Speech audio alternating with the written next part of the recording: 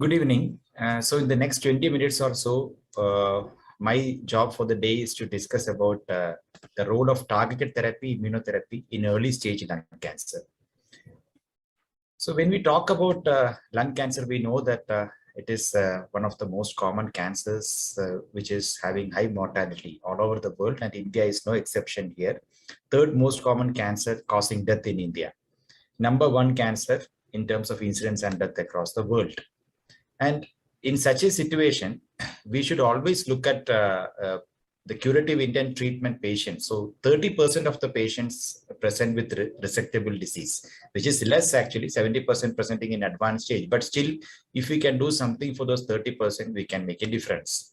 And more so because with the present available treatment, which is in the early stage, which is surgery followed by chemotherapy, we cure about 45% of the patients in stage 1B. That is a very less percentage, and the number of patients presenting in this stage is also less. And in stage 2 and 3, it is even the recurrence rates are much higher, 62 and 76%. So with this background, when we see that the advances which has happened in the advanced stage in lung cancer, we have a plethora of mutation specific treatments which are available in EGFR, ALK, and with the advent of immunotherapy, we are treating advanced lung cancers much better than what we used to do some time back. So are we doing the same in early stage cancers also? So maybe 10 years ago, if you see the treatment paradigm in early stage lung cancer, stage 1 to 3 is surgery or surgery followed by platinum doublet chemotherapy or chemoradiation. How is it changing? Have we got any data about targeted therapy, specifically the EGFR directed therapies here and the checkpoint inhibitors in this scenario? So the talk will have, I will present 4 data sets actually. One is the adjuvant anti-EGFR therapy in EGFR mutant patients, adjuvant immunotherapy with radiation, already approved treatment, adjuvant immunotherapy after surgery, and the neoadjuvant immunotherapy data. So let us talk about the EGFR story first. We know that the EGFR mutation information has made a huge difference in advanced stage lung cancer. What about early stages? We were all excited about these trials actually with erlotinib and gefitinib in different scenarios in EGFR mutant patients. All of them failed flat. And then this study came, the ADAURA study, the most effective anti-EGFR therapy which we have now, the osimertinib, in attempt to see whether after complete resection in patients with stage 1B to 3A will benefit by osimertinib or not. So when you see the assumed DFS hazard ratio was 0.7 for the study, which is a modest, expectation, I would say. And the usual stratification criteria, stage, the type of mutation, race, etc.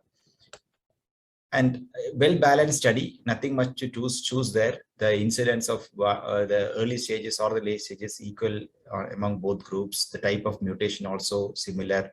Prior adjuvant chemotherapy also around 55% of the patients got in both the groups. So this is what the study results are. The primary endpoint was DFS in stage 2 and stage 3A specifically. The hazard ratio here is 0.17, which is much better than what they expected. And the study is definitely a positive study. The curves are widely separated, and adjuvant osimertinib significantly prolonged DFS versus placebo.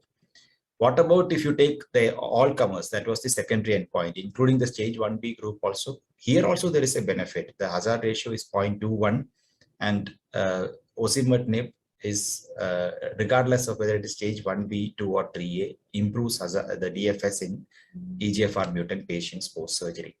So no specific subgroup we can isolate saying that they will not benefit elderly based on sex or the race or the stage or the type of the EGFR mutation and whether they received adjuvant chemotherapy or not. All the patients benefited with osimertinib with similar hazard ratio and similar benefit actually.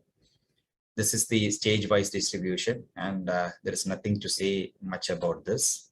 And the overall survival data is still not mature. So when we talk about this, the next thing to see is about the adverse events. The adverse events, we know osimertinib is a good drug, and this trial was no exception. Grade 3, 4, hardly any high percentage of adverse events. The main thing was the GI side effects, which is manageable. So the conclusion, osimertinib, the first anti-EGFR therapy to improve DFS in stage 1B, 2, or 3A EGFR mutant NSCLC. Very effective treatment, no new safety signals, and should be the standard of care. So that's about the EGFR in early stage. Let us go to the immune checkpoint inhibitor based therapy in early stage. We will first look at the neoadjuvant therapy data. So this is the Checkmate 816 study, which looked at chemotherapy plus nivolumab versus chemotherapy alone in stage 1B to 3A, similar group as the osimertinib study. This specifically, patients shouldn't have had any sensitizing EGFR mutation or ALK alterations. Stratification was based on the PDL1 score, which was tested with the 28.8 actually. And the study had almost 350 patients randomized into 2 arms. Patients received underwent radiological restaging followed by surgery within 6 weeks post-treatment. So now we have another new endpoint, that is the immune-related pathological response criteria. I think we are learning new things, and I don't know where we are going actually in terms of how many things we should learn about new pathology. New things in pathology. So the primary endpoint was a pathological response in the patients who received chemotherapy plus the nivolumab. So well-balanced study. The PDL1 score more than 1 was seen in a significant number of patients actually. Less than 1% was only in 25% of the patients. And it was, if you see the patients who received neoadjuvant therapy, almost everybody received, completed all cycles, 94% in the immunotherapy plus chemo arm, 85% in the chemotherapy arm. Why they did not receive? Because the number of progressive disease were more in the chemotherapy arm. It was 9 versus 7. Adverse events were equally balanced. Some other indications, some other reasons why the patients did not receive surgery were also there. That is there in most of the neoadjuvant studies. The type of surgery, lobectomy versus pneumonectomy, nothing much to talk about that. R0 resection rates were 83 versus 78. Now coming to the primary endpoint, this is where it is really interesting to see that we had around 24% of lung cancer patients getting a pathological CR, that is T0N0YP, in if you give immunotherapy with chemotherapy in this group versus almost nothing in the chemotherapy arm, because we have never thought about pathological CR in lung cancer. At least I have not thought about before the study came. Number of patients who underwent resection, if you take them specifically, the path CR rates are 30.5, which is much impressive actually. And there was another arm in this study. I will not talk about that. The data is presented only for the chemo plus immuno arm. The immuno-only arm also had a path CR rate of 20.4. So the path CR was the primary endpoint, and regardless of which group, regardless of the PDL1 score, there was benefit by adding nivolumab. Overall response rates were not much different. See, interestingly, it was 31 versus 24, but path CR rates were different. So treatment-related adverse events were seen more in the patients who got both the combination, and not much to choose actually. There are grade 3, 4 toxicities, not much different between the 2 arms. The summary, the path CR as a primary endpoint, if you are looking at this study, has proven that path CR rate we can achieve in early stage lung cancer by giving chemotherapy with nivolumab. So first phase 3 trial demonstrating benefit of neoadjuvant immunotherapy plus chemo for resectable NSCLC. The result, now we have all the other immunotherapy drugs which we know in different combinations being tried in the neoadjuvant setting. For want of time, I will not go into details of this slide. There is another study which has looked at single agent immunotherapy as that is with atezolizumab in the same group of patients, and looked for surgical resection. Primary endpoint again being a major pathological response, and this study also had a good major pathological response of 21% with just single agent immunotherapy. So these 2 studies have actually increase the interest in giving neoadjuvant immunotherapy either alone or with chemotherapy in resectable lung cancer. Let us see whether there is any data on adjuvant immunotherapy after surgery. This is the IMpower 10 study. Again, atezolizumab as a single agent after the patient gets the surgery done and the adjuvant chemotherapy, atezolizumab was given for 16 cycles. Very busy slide. It doesn't give us much information from this. So the most important thing, if you see, the actual primary endpoint was in PD-L1 score more than or equal to 1%. There was some difference, but it is not as wide as the other studies which we have seen. But some benefit of adding immunotherapy is seen in this group of patients in the adjuvant setting if the PD-L1 score is more than or equal to 1%. Across subgroups, if you see, I would say we should see at this one, which was the, if you take all the randomized patients, that is regardless of the PD-L1 score, this was a negative study. If you take for all the randomized patients, regardless of PD-L1 score, the hazard ratio did not meet the primary objective. So DFS in all randomized patients, if you take, it is not that significant to make it a standard of care. Early overall survival, I think the data is immature. The curves are very close to each other. There is some tinge of benefit which is seen in the patients who have a PD-L1 score of more than or equal to 1.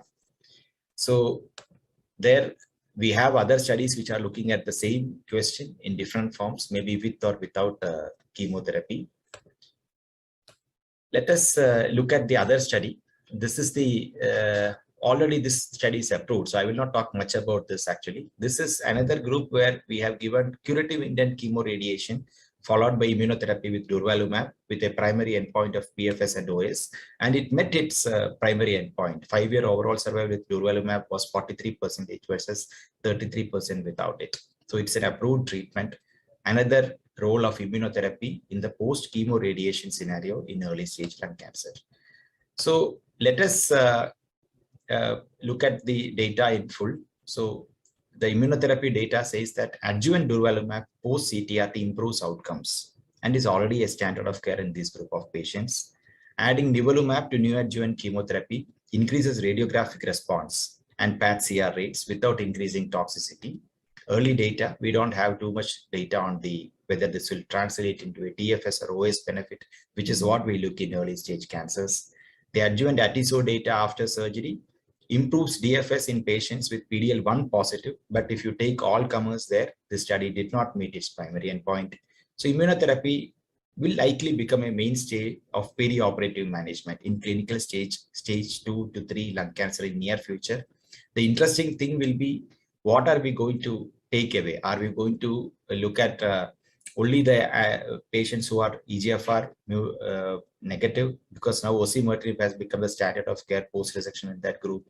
Or should we disregard the role of CTRT followed by durvalumab and give neoadjuvant chemo plus immunotherapy followed by surgery? All these, I think, are points to be discussed. Maybe in the panel discussion we can take up that. That's it from my side. Thanks a lot.